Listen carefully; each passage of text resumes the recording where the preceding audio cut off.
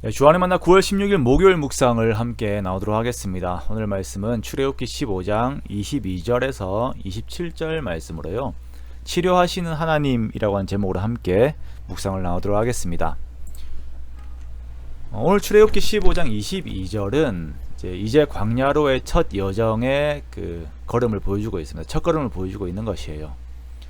홍해에서 하나님께 주신 큰 기적을 경험하고 하나님의 이적의 내용들을 찬양하고 그리고 시작되는 처음의 내용이 있는데 그것이 뭐냐면 이스라엘의 불평이에요.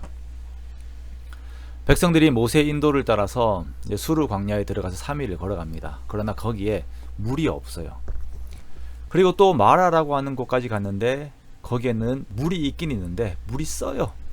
그러자 이들이 모세에 대한 태도를 보입니다. 그 태도가 이제 원망이라고 하는 태도가 나오게 됩니다. 참 사람의 망각이라고 하는 것이 무서운 것이 하나님께서 홍해에 큰 이적을 보이신 것이 3일 전입니다. 3년 전도 아니고 3개월 전도 아니고 3일 전에 이런 기적이 있었는데 물이 없다라고 하여서 하나님을 바로 원망해버려요.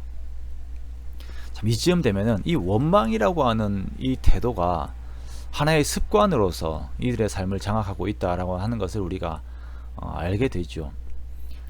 그리스도인들이 점을 치지 않죠. 점집에 안 갑니다. 점을 치지 않고 미래를 보려고 하는 그 시도를 전혀 하지 않는 이유는 하나님을 온전히 믿기 때문이에요.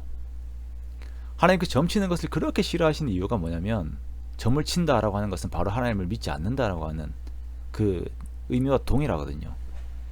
우리가 하나님 앞에 하나님을 온전히 믿고 하나님에 대한 온전한 신뢰 가운데 있기 때문에 하나님께 나의 삶을 맡겨버립니다. 그러나 그것이 없으면 불안이 나를 장악하게 되고 그 불안은 원망이라고 하는 죄를 만들어냅니다.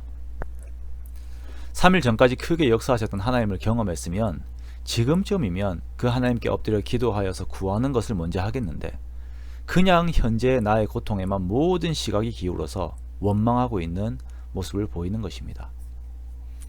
자, 이것은 어떤 체험과 경험만을 의지하는 신앙이 얼마나 연약한 것인지 보여주는 한 단면이기도 합니다.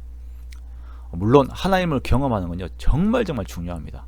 그런데 더욱 중요한 것은 하나님을 경험하면서 하나님에 대한 진짜 지식을 내 영혼에 쌓는 것이에요.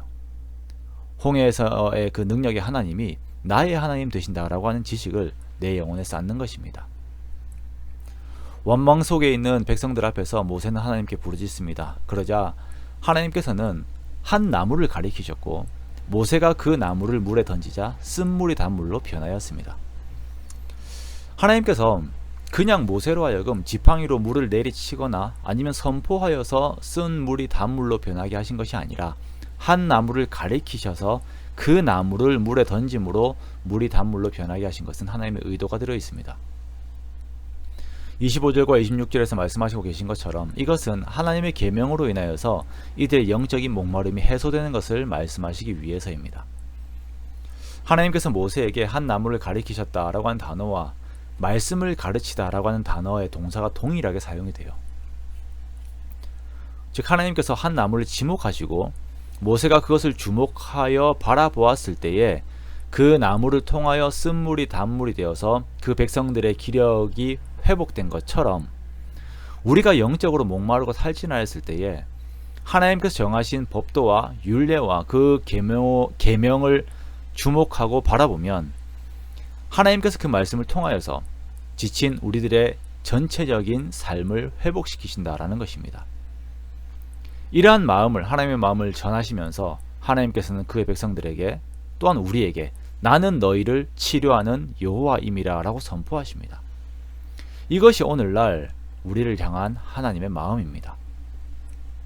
우리가 영적으로 고단하고 그 영적인 고단함이 우리의 육체까지 장악하고 우리의 전체적인 삶을 장악할 때에 여기에서 우리가 바라보아야 하는 것은 하나님의 말씀이에요. 오늘 본문에서 단도직입적으로 말씀하시는 나는 너희를 치료하는 여호와라 라고 하는 이 말씀을 손가락으로 가리키는 그 하나님의 손을 바라보십시오. 그 말씀을 내 영혼에 던지십시오. 그래야 내 쓴 심령이 달게 변합니다. 나의 마음에 갈등이 있을 때 방향을 찾지 못할 때에 하나님의 말씀을 듣고 순종하고 하나님 보시기에 의를 행하고 하나님의 계명에 귀를 기울이고 모든 규례를 지키십시오. 그러면 내 심령이 달게 변해요. 하나님을 경험하면 이렇게 마음에 평안이 옵니다. 예레미야가 하나님께서 하실 일들을 이제 꿈에서 다 듣고 그리고 깨어서는 그 잠이 달았다라고 예레미야 31장 26절에서 말씀하시죠. 그 영혼이 평안 가운데 만족하게 된 것입니다. 그러므로 나의 삶의 마라에서 불평하고 원망의 삶이 이어지고 있다면 그것을 멈추고 우리 하나님의 말씀에 더욱 내 마음을 드리는 저와 여러분 되시기 원합니다. 그렇게 하나님을 알아가고 순종하기 원합니다. 그러면 쓴물을 단물로 바꾸신 하나님의 능력이 나의 쓴 마음을 단 하나님의 마음으로 바꾸실 것입니다. 우리를 위하여 치료하시는 하나님께서 반드시 그 일을 우리에게 선물로 주십니다.